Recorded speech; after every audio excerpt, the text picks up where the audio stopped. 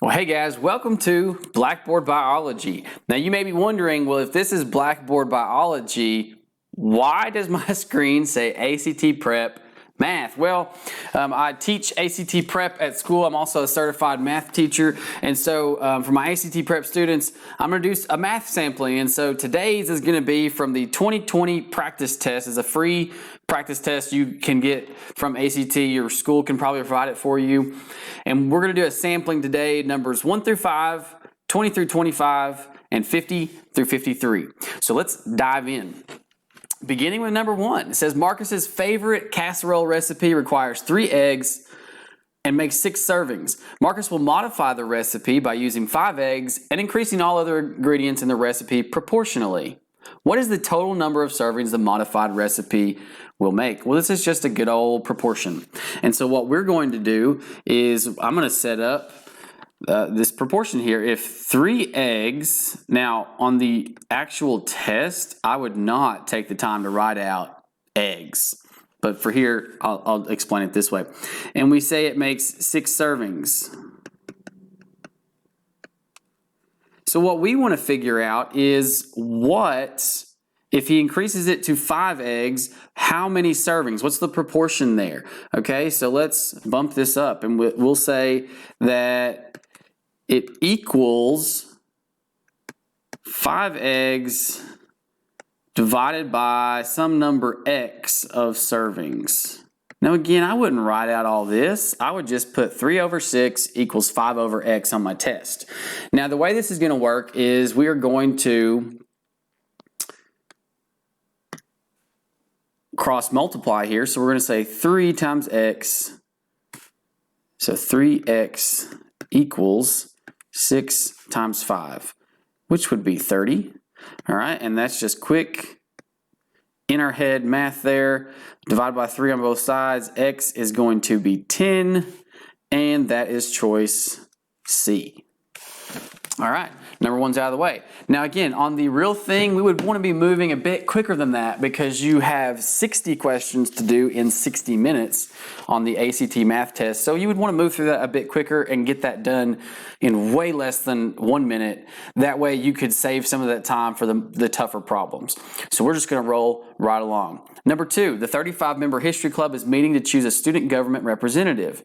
I'm going to go ahead and probably write down 35. Okay, there's 35 of them. That's probably important. The members decide that the representative who will be chosen at random cannot, that's an important word there, cannot be any of the 3 officers of the club. What is the probability that Hiroko, who is a member of the club but not an officer, will be chosen? So we said, okay, there's 35, there's 3 officers, and we're saying we're going to choose somebody that's not an officer, so we need to subtract those 3 out of the total, and that leaves us with 32 total members. Well, Hiroko is just one of those members, so the probability is 1 out of 32, or choice K. All right, so right along to the next one. For what value of X is the equation 2 raised to the power of 2x plus 7 equals 2 to the 15th power true? So this is just a good old-fashioned exponent rule, power rules, whatever you want to call it. And so the way that we would tackle this one, I would write it out. 2x plus 7 equals 2 raised to the 15th. And what we're effectively looking at here is we're saying 2 raised to some power equals 2 to the 15th power. Well, that means that this section right here, this power has to equal this power because it's 2 raised to some power, and over here they define that power, 2 raised to the 15th. Okay, so as I'm working it out, I'm going to drop these, and I'm just going to say 2x plus 7 equals 15. And now we have just this really basic linear equation, easy to solve. 2x, I'm going to subtract the 7 from both sides. I get 15 minus 7 is 8. Divide by 2 on both sides. So x equals 4, or choice B. And so I'm going to bubble it in, and I'm going to move right along. All right, here we have a function f defined as this right here. And it says, what's the value of f of 3? Now, when you get a function like this and they tell you what's the value of f of fill in the blank with whatever number or another function or however it works, you just want to plug in this right here, what's in the parentheses, into the function everywhere you see an x, because it's f of x. And so I'm going to write out 5. There's an x squared, so I'm going to put in a 3 where x would have gone. So that's what I'm doing right here. Here's where it would have gone. And instead of an x, I'm going to put a 3 squared minus 7.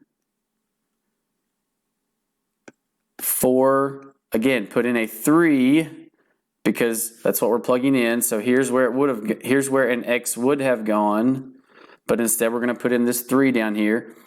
Let me underline these. We've got 3 and 3 going in where the x's should have been. Plus 3. Okay. And now we just want to evaluate this function for this value. So 3 squared is 9. Okay, and 5 times 9 is 45. Over here, 4 times 3 is 12. 12 plus 3 is 15. So we're going to have negative 7 times 15. Okay, now 7 times 15, I personally would probably punch that in a calculator, unless you're just really, really good at mental math. It's going to be 105. 45 minus 105 will be negative 60, or choice J. So that one may have taken you just a little longer to complete. And again, it's taking me longer because we're actually explaining it. But you would want to keep rolling and keep an eye on your time. Number 5 is going to be another probability question. Specifically, it says, and it's a good habit to get into, to skip to the end, because that is typically where the real question is. What is the probability that the bill drawn will be a $20 bill? So I'm going to want to find out how many $20 bills are there, and what is the total number of bills. So how many $20 bills are there? Well, I see 8 $20 bills, so 8 on the top. And what's my total? Well, I have 5, 7, 8 different, 5 $5 bills, 7 $10 bills, 8 $20 bills. 5 plus 7 plus 8 is 20. Okay, so 8 over 20, we're going to need to reduce that, and that's going to become 2/5. Okay, choice D. And so again, you would just want to keep rolling right along like this. So these early on, sometimes you get a math test on the ACT, and sometimes you get the early ones. They're quick, they're a little easier for you, especially if you've had Algebra 2, an Algebra 2 course. And so you really want to knock these out as quickly as possible to save yourself some time for the tougher problems. So we're going to jump ahead, and like I mentioned, we're only doing a sampling here, so we're going to jump ahead in the practice test to number 20. Here we have a geometry problem, and it says in triangle DEF, the length of segment DE is the square root of 30 inches, and the length of segment EF is 3 inches. If it can be determined, what is the length in inches of segment DF? Now, if you're like me, you're probably a bit of a visual person. You might draw something out very quickly. Again, you don't have a lot of time on the ACT, so that may not be in your best interest. You really need to memorize these things. Here's why it is, I'll go ahead and tell you up front, it's going to be choice K. It actually cannot be determined from the given information, and here is why. What we are given is this, that segment DE right here is the square root of 30, and segment EF right here is 3 inches. And what we want to know is, what is this missing segment DF? Can we figure it out? Well, they failed to tell us what this angle is. If we knew that angle, right, we could use one of the laws that enable us to figure out the third length of a triangle, but we don't know the angle in between the two sides, so we actually don't have enough information. So this one's going to be K. In order to determine the third side length of a triangle, you have to have this angle right here. If we don't know that angle, we cannot make this calculation. 21, Laura plans to paint the 8-foot-high regular walls of her room. Again, I don't want to read all that. I want to figure out, what am I finding? What is the area in square feet of the wall surface? They like to throw in these ones here where you're calculating the area of the walls of a room. Now, this may actually be useful to you in real life. If you're going to figure out the area that you're going to paint, that could actually be a very good cost savings for you if you calculate that and buy your paint plus maybe a little extra so that you don't end up buying way too much paint. Now again, you could always return some paint sometimes unless you have this really particular custom color. But so you really want to save yourself some money. So Laura's doing this. So she has 8-foot-high regular walls. Okay, so the height of these walls is 8 feet. 2 of the walls are 10 feet wide. So I'll call that width 1 is 10. And the width of the other 2 walls is 15. Okay, so we're going to kind of come up with an equation here to figure out what is the overall, area of the walls here. So area for rectangles, right, is just length times width, or in this case, we're calling it height, right? And so I have 2 walls that are 8 feet tall and 10 feet wide. I have another 2 walls that are 8 feet tall, because it's all in the same room, it's the same height, and 15 feet wide, but it's, they're not complete rectangles because there's a window and a door in her room. So the area of the window and the door will need to be subtracted out because you're not going to paint the window or the door. And it tells us that those 2 things combined is 60. So we're just going to subtract out 60. And so we're ready to go. 2 times 8 is 16, times 10 is going to be 160. Over here, 2 times 8 is 16 times 15. Again, that's probably going to be calculator work. It was, it is for me, it's going to be 240. But you have a calculator on the ACT. It can be done without it, but the calculator will definitely speed things up in some instances. 160 plus 240 is going to be 400. 400 minus 60 is going to be 340. 340 square feet, or choice B. 22 says the length of a rectangle is 5 inches longer. Now, I'm immediately going to make a formula out of this, or an equation. I'm going to make an equation out of this. The length, so I'm going to say L for length equals 5 inches longer, so that's 5 more, so 5 plus the width.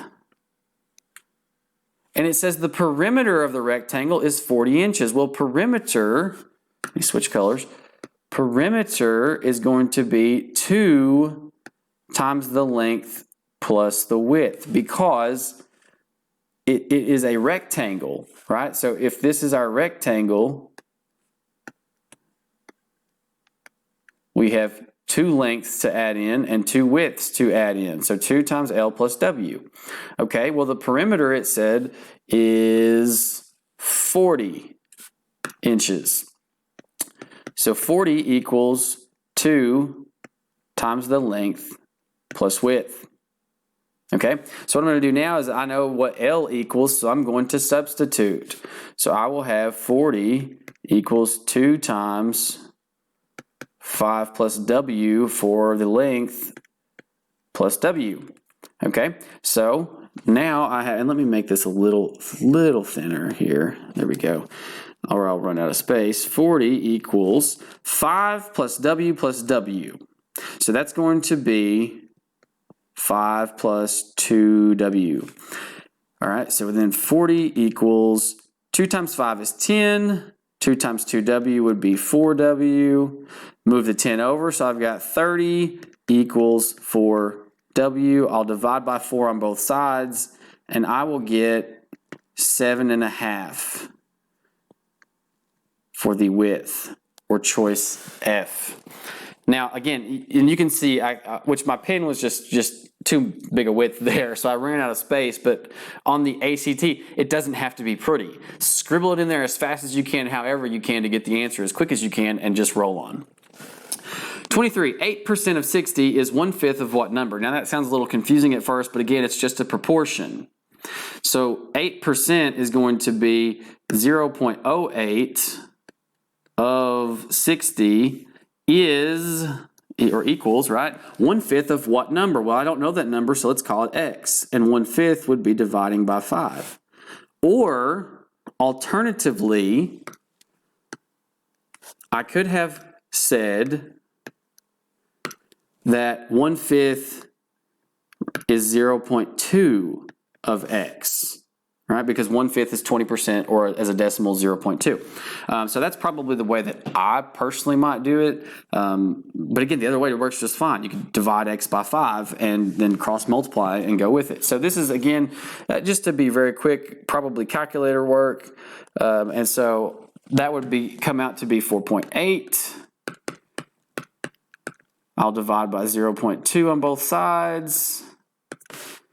And that answer is going to come out to be 24 equals x, or C. And then you just roll right along. 24 says, Armin is trying to decide whether to buy a season pass to his college basketball team's 20 home games this season. The cost of an individual ticket is $14. The cost of a season pass is $175. Now, I can tell you from experience, my wife and I do this all the time because we like to buy season passes to a theme park in our area, and we kind of do these calculations and we say, okay, do we really think that this year we will be able to go to this theme park, you know, whatever number of times it would be, that would make up for the cost of a season pass? So that's what Armin is trying to do here. And so we want to know what is the minimum number of home basketball games Armin must attend this season in order for the cost of a season pass to be less than the total cost of buying an individual ticket for each game he attends. So if he's only going to attend like 5 games, he's going to just want to pay the ticket price every time. But we want to figure out at what point does it become worth his money to buy the pass. Okay, so if the pass is $175, and we want to know at what point will that be less than, okay, $175 less than the cost of buying tickets for every game. Well, every game is $14, so the X number of games. So 14 times X number of games will be greater than $175 or a season pass at what value of X? Okay, well, we're just going to divide by 14. Now, I talked it out and made it take a lot longer.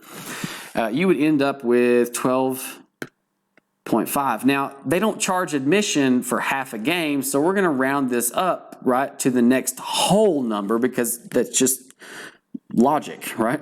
And so 13 would end up being our answer. If he paid the ticket price for 13 games, that would exceed the cost of a season pass. So if he attends at least 13 games, a season pass would be worth his money. That's choice J. All right, here we have a good old just scientific notation. We're dividing, and the rule for this is you take the regular number parts and actually divide them. So 4.8 divided by 1.6 would come out to be 3. And when you are dividing numbers in scientific notation, okay, these right here, yeah, my pen's kind of messing, there we go, my pen's messing up. You subtract the exponents. So this will be 3.0 times 10 to the negative 7 minus negative 11. Well, we're subtracting a negative value here, so it's actually going to be added to it. So we'll end up with 3.0 times 10 to the 4th. All right, that's very quick. Now, as soon as you have the first part done, where you divided the regular decimal number, you can immediately mark out D and E. So if you're in a rush at that point, you've already made your chances way better of getting the correct answer, because we know it's not going to be 3.2. 4.8 divided by 1.6. It looks like 48 divided by 16 is 3. So automatically we can narrow down some choices. Get in the good habits of narrowing down your choices very quickly. Okay, skipping ahead to number 50 in the practice test. We only have 4 more to go in this sample here. This was a doozy in some ways, probably one of the most complicated ones in this sampling. The sum of 2 positive numbers is 151. Now, I don't know what these numbers are.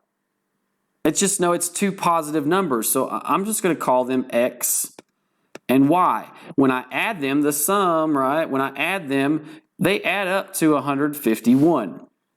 The lesser number, well, I don't know which one's the lesser, so let's just say that y is. So the lesser number is 19 more, that means add, than the square root of the greater number. The greater number here we've decided is x. Again, that's arbitrary. I just chose for y to be the lesser number because that's what I wanted to do to get this system of equations. So now that I have a system of equations, I can begin to solve this problem. But I'm not just going to solve the system of equations. Look here, what does it actually ask me for? What is the value, I'm going to write this in a different color, what is the value of the greater number? So we've determined the greater number is x minus the lesser number. So the real question here is what is x minus y? So we'll have to come back to that after we do all of this. So what I chose to do, the way I attacked this problem, was to solve for x in this particular equation and substitute that back into the first equation here. Okay, so let's solve for x here. So I'm gonna get x by itself. So I'm gonna go ahead and just kind of jump over here to some space, and I'm gonna say the square root of x equals, I would have moved this 19 over by subtracting, so it would be y minus 19. Okay, now right here, to get rid of a square root, well, I'm gonna do the opposite and square it. But now what I do on one side of an equation to balance, I have to do on the other side. That is an ugly 2. There we go. And so this just becomes x equals, but over here what I'm really doing is I'm saying y minus 19 times y minus 19. Okay, we have a quadratic there. And so I would do that. Again, you do this however you want, whatever is the quickest way for you. Multiplying these polynomials, I've seen very many different methods. They use acronyms like FOIL, right? First, outer, inner, last. So first, outer, inner, last. You can do that way. That's kind of what I would do in my head here. Or I've also heard people talk about a window method, which, you know, to me looks, as a biology teacher, it looks like a Punnett square. You do what you need to do. Here would be the window method, how you would do this. Y times y would be y squared. Y times negative 19 would be negative 19y. Negative 19 here times y here would be negative 19y. 19 times 19, negative 19 times negative 19 would be positive 361. That was a calculator right there. Okay, you could do it that way. Not really my preference, okay, but you're more than welcome. It's your test, your ACT. You do it whatever is the quickest and going to be the most accurate for you. Okay, so I would end up with x equals y squared minus 38y plus 361. And I'm going to take that value for x and I'm going to plug it in right here in the first equation. So let me now rewrite the first equation with that plugged in.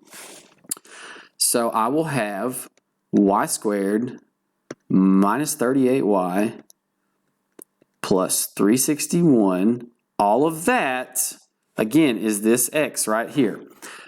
So plus y equals 151. Okay, let's combine like terms. Plus y, negative 38y. So I'm left with y squared minus 37y plus 361 equals 151. Well, I'll bring the 151 over by subtracting. And I am left with y squared minus 37y plus 210 equals 0. Well, that's a quadratic equation there. And so I can solve that. So what I would do on this particular one, and I'm going to have to clear some things off the slide. So if at this point you don't have this work copied down and you're trying to follow along, copy this down, pause the video, copy this down, because I'm going to have to erase some of it to make some space. Okay, so what I'm going to do, we've made it this far down here. I'm going to clear out this work. Hopefully, there we go. And I am going to move this right over here. Hopefully you would be doing this on your own paper and have plenty of room. Okay, so now what I'm going to do is there's different ways you can attack this. We're factoring is essentially what we're doing. I'm going to do what a teacher showed me a long time ago called busting the bee. And so you kind of set up this little thing, A times C. It almost looks like a little, like some kind of game board or something. And we want to know what are those two values going to be that would add up to the B value and would multiply the factors of this A times C right here. Well, A in this case would be 1 because there's no coefficient in front of y squared. So 1 times the C term is 210. So 210 will go right here. B is negative 37. Well, I need two numbers that multiply to become 110, but when you add them, they're negative 37. Well, 210 looks like 21, and 7 times 3 is 21. But it's 210, so that needs to be, instead of negative 3, it needs to be negative 30. So negative 7 times negative 30 is positive 210, but when you add them, they're negative 37. So these will be my two terms that we break it apart into. So when factoring this, it will become y minus 7, y minus 30 equals 0. So I've got either y equals 7 or y equals 30. Now, in my mind, I'm looking up here at this first equation we started with, and there's no way it's 7, right? That's just very, very small. So I'm going to go with 30, right? That's just going to seem like the more appropriate number. Okay, so I'm going to plug 30 back into my first equation. And I'm going to kind of, slide some things over a little bit.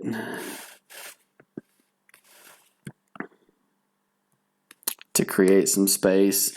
And so I'm going to have x plus 30 equals 151.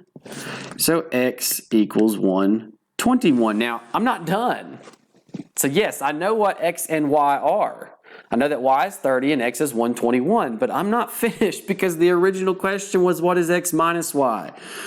So let's wrap this up here. Say a multi-step problem. 121 is x, y is 30. I'm subtracting and I get 91. Finally, or choice J.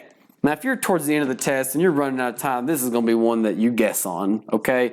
But if you could work it out very quickly, again, me explaining it takes much longer, but you want to work these very quickly. All right, 51.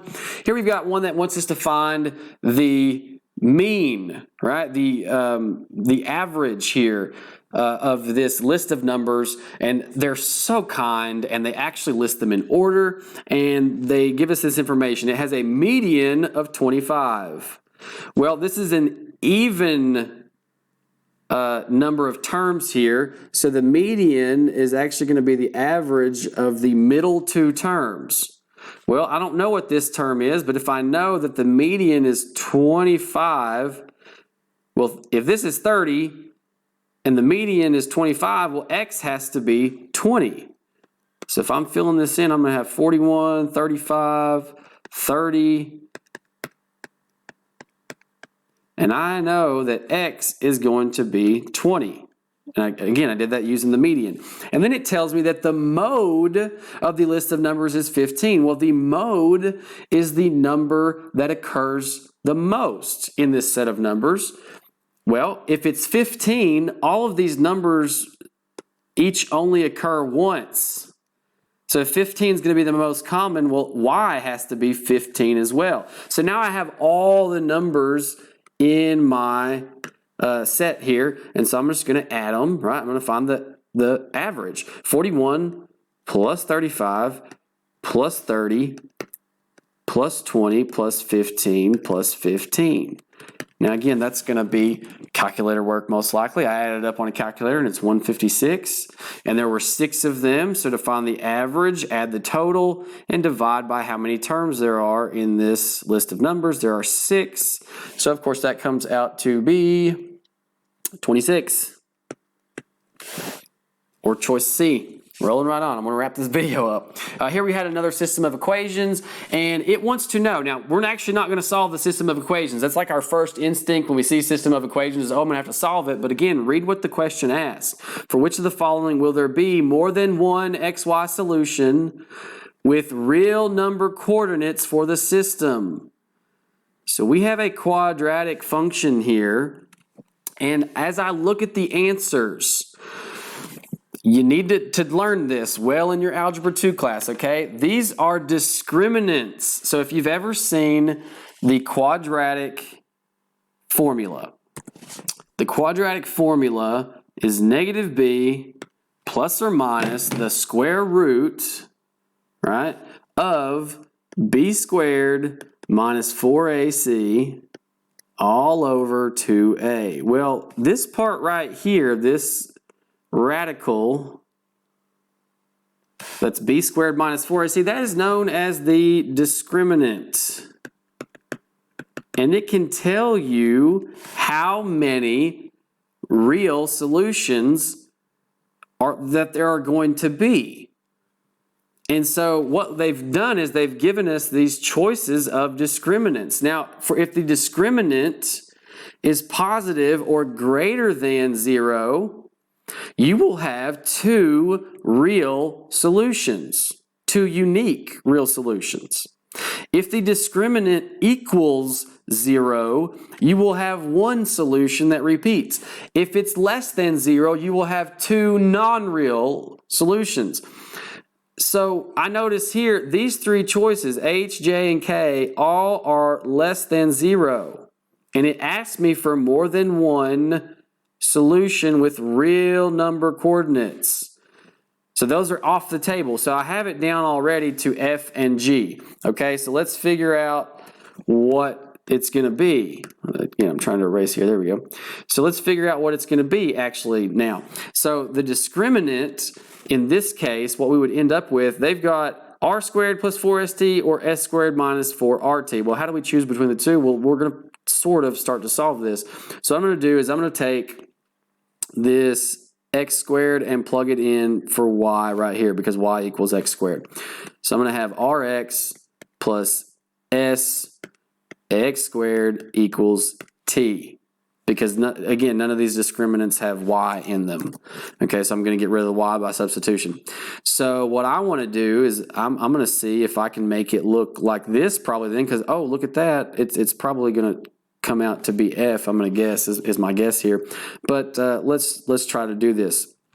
So what we would end up with, let's solve this for x. Okay, so I'm going to have this kind of worked around where I would have s x squared plus rx minus t equals 0. And so now it's in the form of a quadratic there. And so what I'm going to do, these would be my terms that I would use to get the discriminant. So b squared is going to be r squared. I really don't have to go any further because I know that it's going to be f. But just for the sake of it here, we would have r squared minus, all right, 4 times a, in this case s, times c, which would be negative t here. Well, these are 2 negatives, so that would make it positive. So we would actually have r squared plus 4st, which if r, s, and t are integers, this is going to come out to be greater than 0. And so this is the correct choice there, F. All right, on to the very last problem, and we will be done. This is an arithmetic sequence, and it says the third and fourth terms are 13 and 18 respectively. Well, in an arithmetic sequence, the difference, the common difference, or constant difference, excuse me, in terms, so if this is the third term, and this is the fourth term. The difference of these is 5. The difference there is 5. That would be our common difference. Okay, and our second term, 13 minus 5, going backwards, would have been 8. Right? And then our first term would have been 3. Okay, so that's important. We're going to need to know what our first term is if we're going to use the formula here for an to figure out whatever the nth term of an arithmetic sequence. And so that formula is going to be whatever position, whatever term in the sequence you want to find. That's the nth term. Okay, is equal to the first term plus, again, n being whatever number of term you're trying to find, minus 1 times the constant difference there. Okay, so what we would plug in here in this formula, we're going to say we want to find the 50th term. The first term was 3. Again, 50 minus 1. And the constant difference would be 5. Okay, 50 minus 1 is 49. 49 times 5 is 245. I did not do that in my head. That was calculator. 3 plus 245. So the 50th term would be 248, or choice A. Okay, and so I hope that this was a help to you. Again, this has been Blackboard Biology. I encourage you to subscribe to my channel, and I'm going to produce more content for ACT Prep, including science. I may even dabble in some English and reading from time to time. So keep an eye out for those, and as always, I encourage you to subscribe and like and comment on the videos. Thanks for watching. Catch you next time.